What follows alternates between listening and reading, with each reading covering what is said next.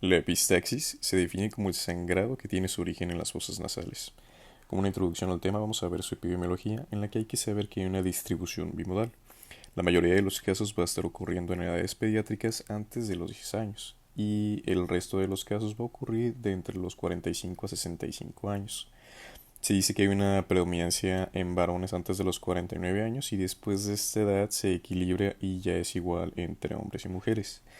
Esto se atribuye al efecto protector de los estrógenos en las mujeres. Se dice que los estrógenos pueden propiciar una mucosa nasal saludable y previenen la enfermedad vascular.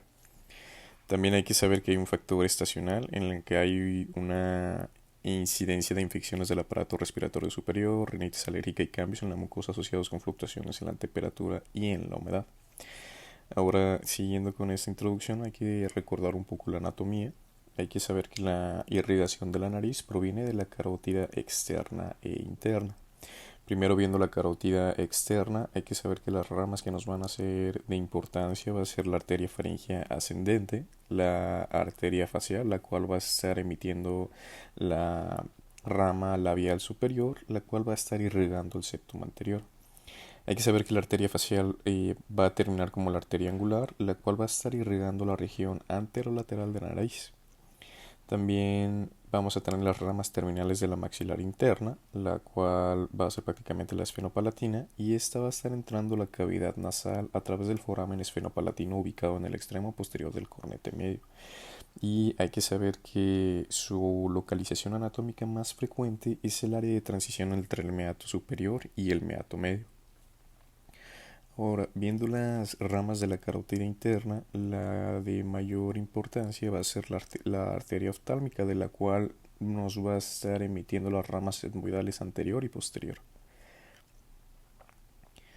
Muy bien. Después hay que saber que la epistaxis se va a estar dividiendo en epistaxis anterior y epistaxis posterior. La epistaxis anterior representa más del 90% de los casos y se va a estar originando del plexo de Kieselbach o área de Little. Esto es en el septum anterior y esta área es una confluencia de ramas distales de las arterias antes mencionadas. Algo aquí que hay que ser puntual con el nombre es que es no es relevante el nombre que le demos a esta área. Hay que saber que el otorrinolaringólogo alemán Wilhelm Kieselbach y el cirujano americano James Little realizaron descripciones independientes de esta área y es por esto que se les conoce de estos dos nombres, pero prácticamente estamos haciendo alusión a la misma área.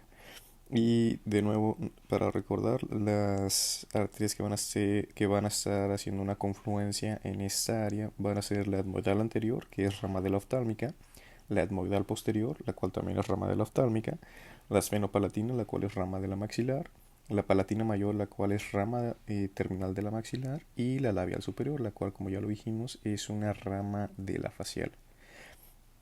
Después, la epistaxis la podemos clasificar como una epistaxis posterior. Esta se va a estar dando en el plexo de Woodruff.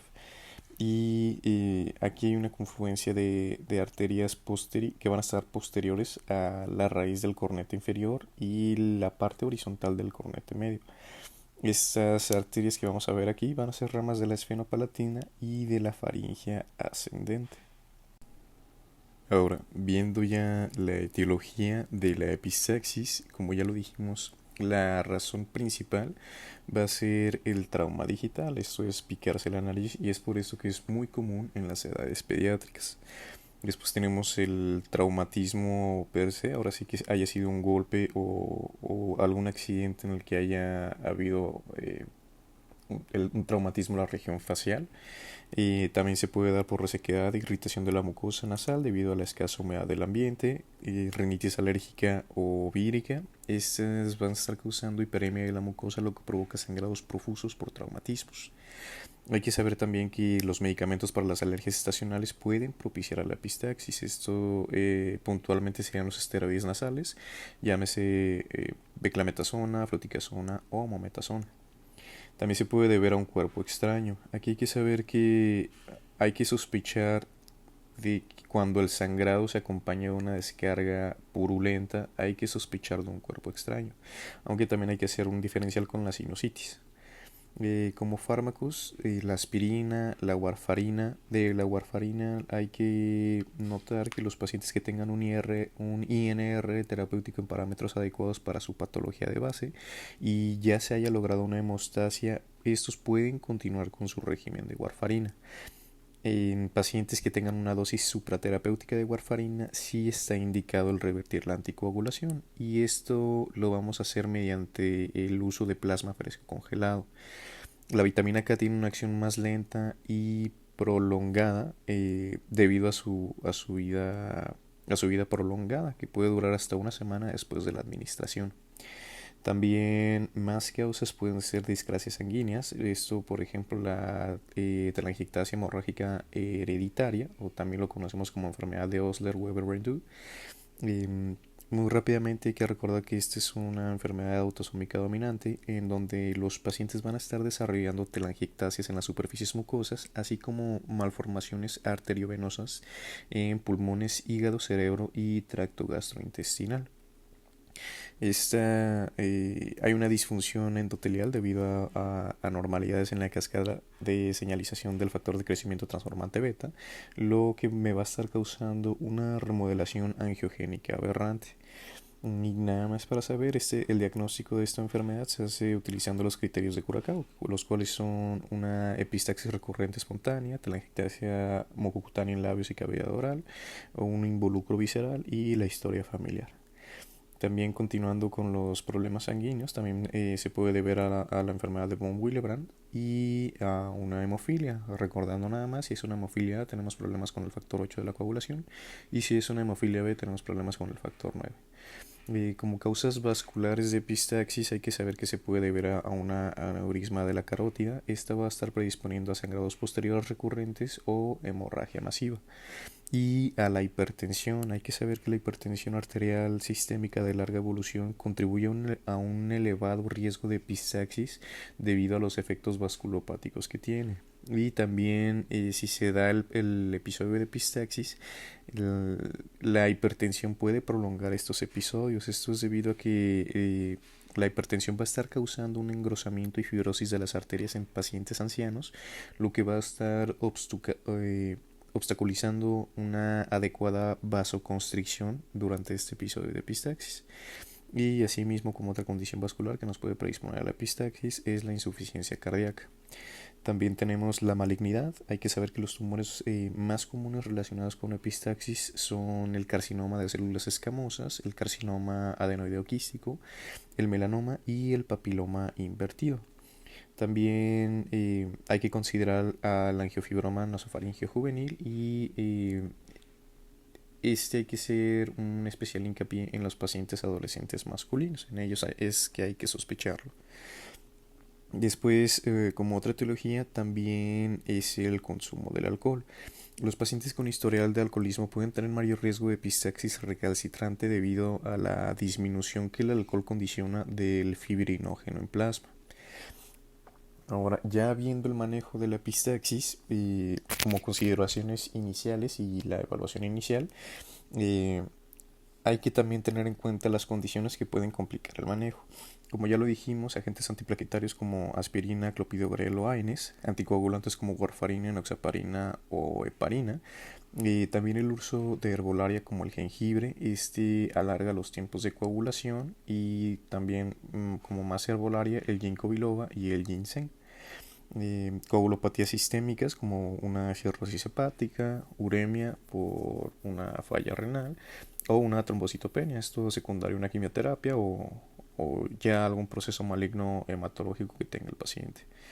Hay que recordar que siempre que tengamos un episodio de epistaxis, iniciamos la evaluación con el ABC. Hay que enfocarnos en la evaluación de la vía aérea y la estabilidad cardiovascular que tiene mi paciente.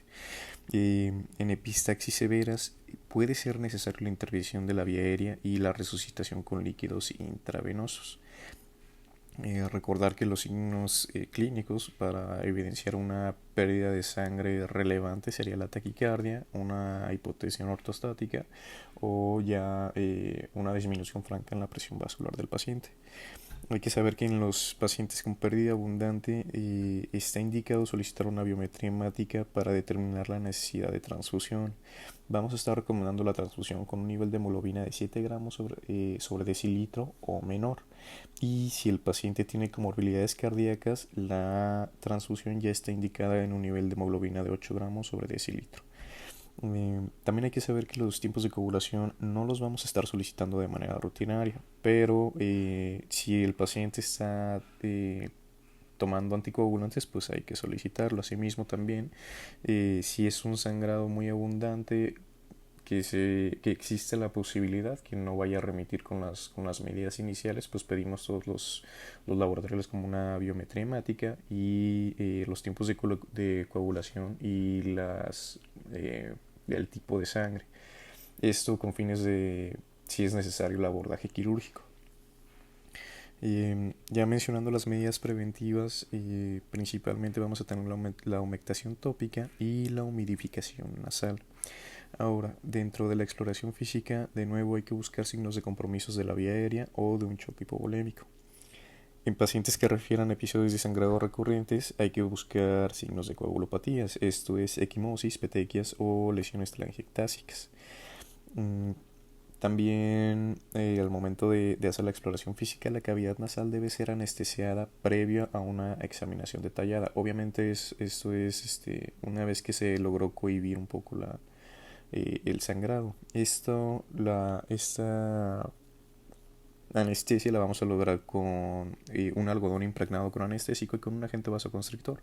Podemos utilizar una lidocaína al 2% y epinefrina. Vamos a impregnar el algodón y esto los vamos a estar introduciendo.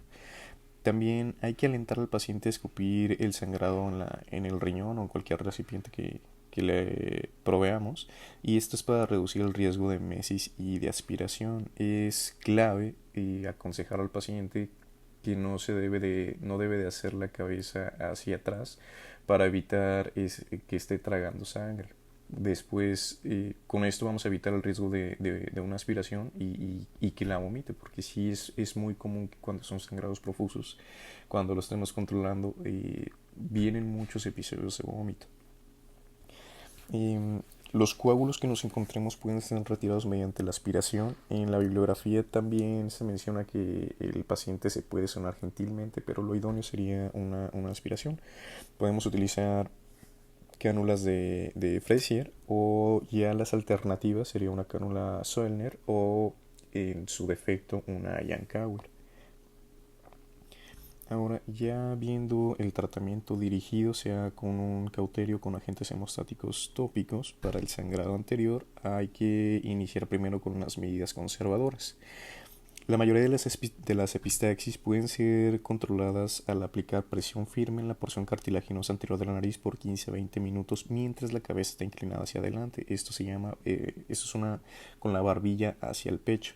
Y algo muy importante que se le tiene que instruir al paciente, o mientras nosotros lo hacemos, es que no estén observando si remite el sangrado o no. Se le llama no peeking.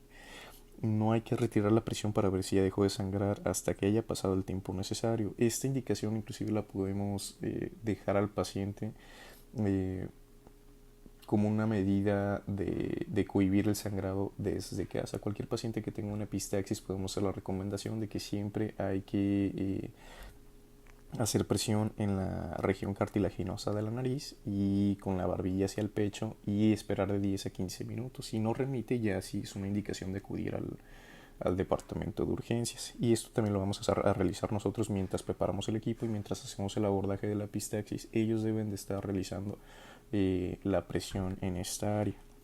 ¿Y por qué de 10 a 15, 20 minutos? Es porque el tapón plaquetario puede tomar hasta 20 minutos en formarse y puede no ser funcional si no se da el tiempo que madure. Entonces, si estamos retirando la presión, el sangrado no se va a cohibir. De nuevo, la cabeza debe extenderse hacia adelante para prevenir el tragar sangre inadvertidamente y pues con un vómito subsecuente, y pues para la aspiración de sangre. Una alternativa para una epistaxis de bajo grado, esto es que está sangrando muy poco, es a través de una inspiración nasal gentil, se le llama sniffing of air. Y esto es debido a que el flujo y el eflujo constante de aire crea un efecto de secado sobre las superficies. El paciente puede hacer, es prácticamente como que está olfateando muchas veces por minuto hasta que el sangrado cesa. Obviamente esto es nada más en un sangrado que prácticamente ya está remitiendo. Y pues se dice que es especialmente efectivo para pacientes con epistaxis de bajo grado, de bajo gasto, y que es debido a posterior a una cirugía nasal, septal o sinusal. Así también podemos utilizar un vasoconstrictor tópico como por ejemplo la oximetazolina. Este hay que saber que es un adrenomimético, es un agonista no selectivo de los receptores adrenérgicos alfa 1 y alfa 2. Eh, Hay que saber que es improbable que la oximetazolina aplicada con el propósito de reducir el sangrado a través de la vasoconstricción me cause una elevación de la presión arterial. Esto sobre todo con los pacientes hipertensos en quienes vamos a ver una alta incidencia del sangrado. Hay que aplicar la oximetazolina en spray en los sitios de sangrado antes de hacer presión y, como ya lo dijimos, el paciente con la cabeza hacia adelante o la barbilla hacia el pecho. Eh, También si es que dejamos una receta para la oximetazolina, se debe restringir a 3 días o menos para minimizar el riesgo de una rinitis medicamentosa. Y también se ha comprobado que la aplicación del ácido tranexámico puede ayudar en el tratamiento de la epistaxis. Eh, También dentro de este abordaje inicial es muy común que los pacientes lleguen con un episodio de ansiedad o pacientes muy ansiosos. Entonces en este tipo de pacientes se puede aplicar una dosis única de algún ansiolítico, como por ejemplo lorazepam. Y, después hay que saber que si no se evidencia el punto de sangrado anterior y el sangrado ha remitido, solamente vamos a aplicar el tamponamiento si hay un sangrado que recurre rápidamente. Esto es, si el paciente ya dejó de sangrar, lo vamos a mantener en observación durante 30 minutos para este sangrado recurrente. Eh, si es que ya no hay sangrado, lo único que vamos a recomendar van a ser dados de alta con un antibiótico tópico, este para cubrir la mucosa, y lo va a estar aplicando con el dedo con un cotonete 3 veces al día durante 3 días. Y ese es prácticamente con el abordaje inicial de los sangrados. Después ya vamos a pasar con la cauterización química o eléctrica.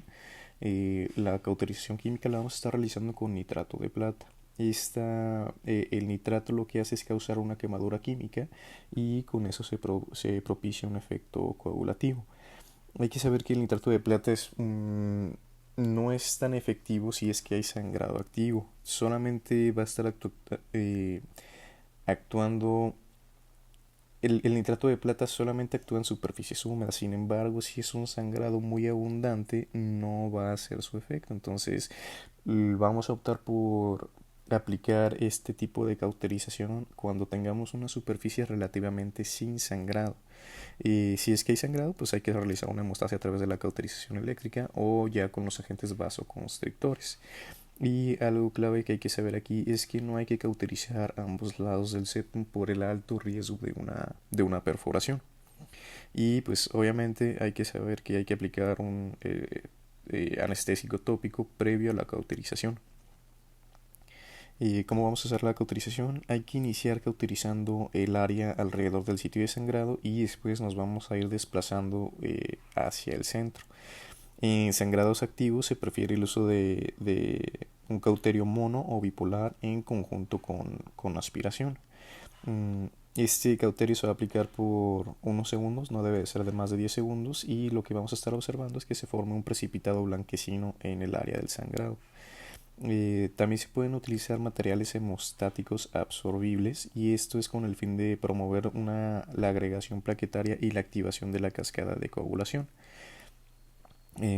También nada más hay que decirle a los pacientes que después de la hemostasia deben evitar sonarse la nariz durante una semana. Así también, si es que se ven en la necesidad de estornudar, que no se aguanten el estornudo, deben estornudar con la boca abierta.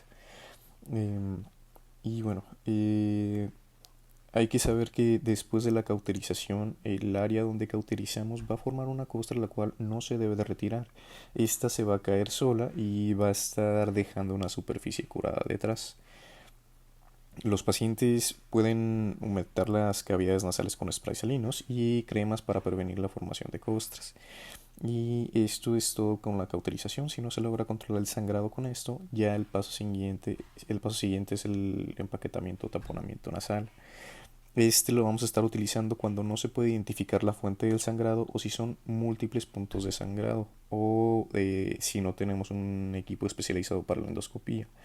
Clave recordar que siempre con cualquier sangrado nasal lo idóneo es aspirar y es intentar localizar ese punto de sangrado para controlarlo y cohibir el sangrado de esa manera. Ya si no lo podemos localizar, pues vamos a estar utilizando un empaquetamiento nasal. Eh, y pues el primer paso va a ser un tapón anterior. Este se va a insertar en la cavidad nasal con una bayoneta o manualmente y hay que dirigirlo conforme al eje nasal del piso inferiormente y no superiormente para no chocar con el cornete medio o pues a la base de cráneo. La desventaja del tamponamiento absorbible es que no va a estar aplicando suficiente presión y el material que utilicemos absorbible no va a estar controlando los sangrados arteriales. Y hay que saber que en contraste los tapones que no son absorbibles van a aplicar más presión debido a su habilidad de absorber agua alrededor y de expandirse. Estos que no son absorbibles pueden controlar los sangrados arteriales. Hay que saber que los tenemos que retirar de 3 a 5 días. Y nada más previo a removerlos hay que humectar con agua o solución salina debido a que los tapones tienden a adherirse a la pared de la cavidad nasal y si no están humectados al momento de retirarlos pueden desfacelar la mucosa. Eh, Hay que saber que algunas complicaciones entre comillas de estos tapones es que pueden causar hipoxia, pueden causar dolor, que es la queja más común. Pueden causar resequedad nasal, epífora por la obstrucción del conducto lagrimal. Pueden también causar una disfunción de la trompa de Eustaquio y inclusive una sinusitis iatrogénica y esto es debido a que pueden bloquear los ostium. Entonces, si el sangrado persiste después del correcto empaquetamiento de una fosa nasal, se debe aplicar un tapón en la fosa contralateral. Esto es para propiciar una mayor presión. Y bueno, el sangrado que persiste después de una adecuada colocación del taponamiento anterior de ambos lados ya es muy sugestivo de que es un sangrado posterior. Hay que saber que el gold standard del empaquetamiento nasal es la colocación de un paquete nasofaringeo posterior y este lo hacemos principalmente utilizamos una sonda Foley, esponjas amigdalinas y también el empaquetamiento anterior. Entonces el gold standard es el paquete nasofaringeo posterior con una sonda Foley, esponjas amigdalinas y empaquetamiento anterior. Este va a estar indicado en el sangrado arterial posterior o en una epistaxis refractaria cauterio y al empaquetamiento anterior.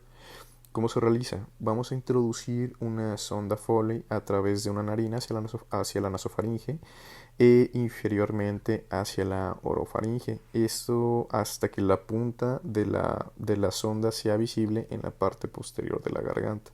Solamente cuando podemos visualizar la punta y ya confirmamos que está en orofaringe, vamos a inflar el globo con agua y una vez que se infla lo vamos a traccionar, esto con el fin de ocluir la coana.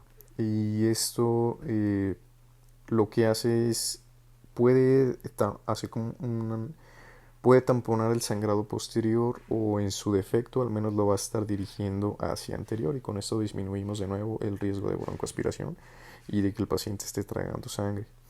Después vamos a estar realizando un empaquetamiento anterior bilateral con gasa.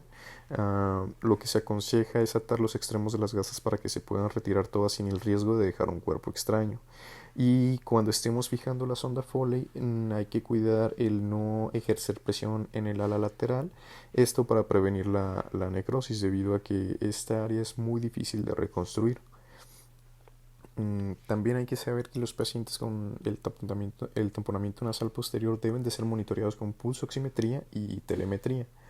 Y podemos llegar a considerar la unidad de cuidados intensivos en pacientes que hayan requerido el tamponamiento nasal posterior y tengan comorbilidades cardíacas o pulmonares. Y a saber también, con este tipo de oclusión puede haber un reflejo nasocardíaco en ciertos individuos donde la estimulación nasal continua puede estar ocasionando una bradicardia refleja. Ahora, en cualquier tipo de tapón nasal hay que recordar que va a estar propiciando un medio rico para el cultivo de bacterias. Esto es debido a que tenemos pues tanto moco como sangre acumulándose hasta cierto punto. Entonces esto puede ocasionar una sinusitis oportunista o inclusive también puede llegar a causar un síndrome de shock tóxico por estafilococos. Eh, Se deben de considerar los antibióticos sistémicos con cobertura para estafilococos como profilaxis para pacientes con taponamiento nasal y se va a estar recomendando un curso corto, ya sea de 1 o 2 semanas, con clindamicina o amoxiclav. Mm, y bueno, haciendo un poco más de énfasis en esto, es muy poco lo que se reporta del síndrome de shock tóxico. Hay una incidencia de 16 por cada 100.000 empaquetamientos. Eh, los síndromes del shock tóxico pueden ser fiebre, hipotensión, descamación e hiperemia de la mucosa. Y de nuevo, la decisión de prescribir los antibióticos profilácticos lo idóneo es individualizarla para cada paciente. Y de nuevo, los antibióticos que vamos a utilizar van a ser los que tengan cobertura como a estafilococos, como la amoxicilina con ácido clavulánico, cefalosporinas de primera generación, mupirocina tópica, la clindamicina o inclusive trimethoprim y sulfametoxazol en un curso corto. Y bueno, la resolución de la epistaxis la vamos a estar confirmando por medio de la examinación directa de las narinas anteriores y la orofaringe. Ya como algunas medidas un poco más de segundo o de tercer nivel, que las va a estar realizando el otorrinolaringólogo, va a ser la ligadura de la arteria esfenopalatina. Esta ya la realizamos bajo anestesia general. Muy rápidamente hay que identificar la cresta etmoidalis, el cual es un borde óseo anteroinferior al foramen esfenopalatino. Esta la vamos a estar removiendo con pinzas Carrison, lo cual nos va a estar exponiendo las ramas de la arteria esfenopalatina, las cuales pues van a estar emergiendo del foramen posterior y estas se pueden clipar o cauterizar. Después de hacer este procedimiento no es necesario realizar un empaquetamiento postquirúrgico, nada más hay que estar monitoreando. El paciente se debe quedar hospitalizado por lo menos 24 horas para estar vigilando un sangrado. Eh, También otro abordaje que se puede hacer por el otorrino es ligar la arteria maxilar interna. Y para exponer este vaso es necesaria una antrostomía maxilar con la exposición de la pared posterior del seno maxilar. Eh, Hay que resecar la mucosa y así como el hueso y pues una vez que ya la veamos pues también se puede clipar o cauterizar y por último también se puede hacer una ligadura de la arteria nodal anterior y también se puede optar por la embolización. Previo a la embolización hay que realizar un angiograma de ambos sistemas carotídeos por medio de una cateterización femoral, debido a que se deben descartar anormalidades vasculares previo a la embolización. Estas anormalidades pueden ser pseudoaneurismas postraumáticos o postquirúrgicos, una fístula carotido cavernosa o una anastomosis de la arteria carótida externa con la oftálmica. Y eso sería todo. Muchas gracias.